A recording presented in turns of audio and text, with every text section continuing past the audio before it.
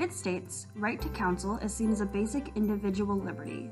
The Sixth Amendment reads, "In all criminal prosecutions, the accused shall enjoy the right to a speedy and public trial by an impartial jury of the state and district wherein the crime shall have been committed, which district shall have been previously asserted by law, and to be informed of the nature and cause of the accusation, to be confronted with the witnesses against him, to have compulsory process for obtaining witnesses in his favor, and to have the assistance of counsel for his defense."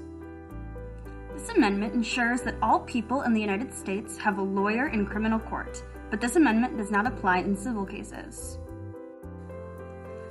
Unlawful presence in the United States is not within itself a crime. It is considered a civil violation and it is handled by the immigration court system, not the criminal courts. This means that those facing deportation do not have the right to an attorney. This includes children. The immigration court system in the U.S. is currently facing an immense backlog.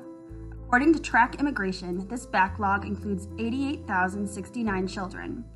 The number of children who face deportation without representation has been growing rapidly. In 2015, 29% of children in immigration court had no lawyer. In 2016, this number jumped to 40%. In 2017, the number jumped again to 76% of all children being without a lawyer. Having a lawyer makes a big difference in deportation proceedings for children and adults.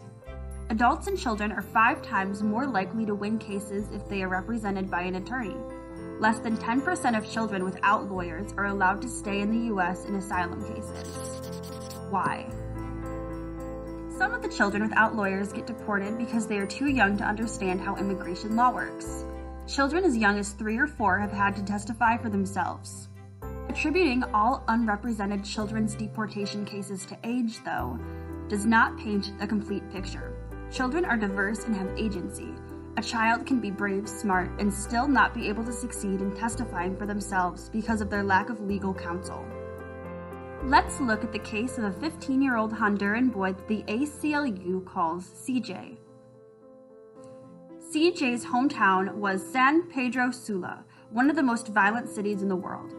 When CJ was 13, he and his mother fled Honduras after gang members threatened to kill him if he didn't join their ranks.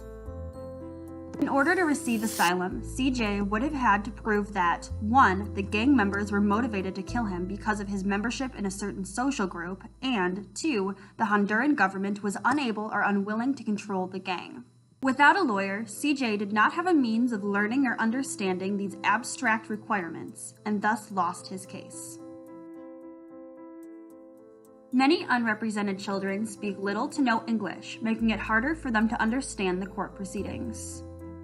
Many of these children have also faced a lot of past trauma. Included in the unrepresented children are the children who made headlines in the summer of 2018 for being separated from their parents at the U.S.-Mexico border.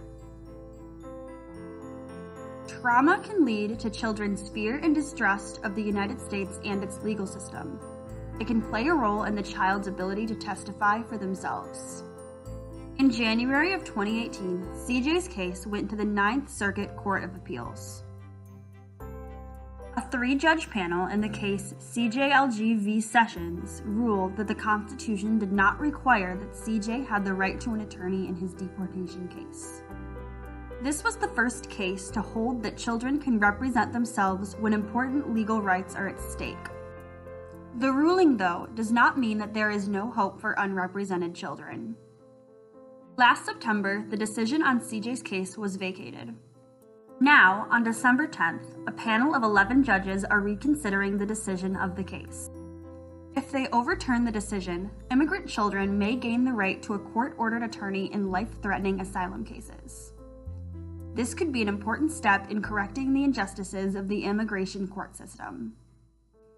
Currently, groups like KIND work to find lawyers who will do pro bono volunteer work for immigrant children. KIND works in 6 countries for the legal protection of children. I'll post a link to their website in the description of the video. You can also help by spreading awareness of this problem and contacting your local representatives.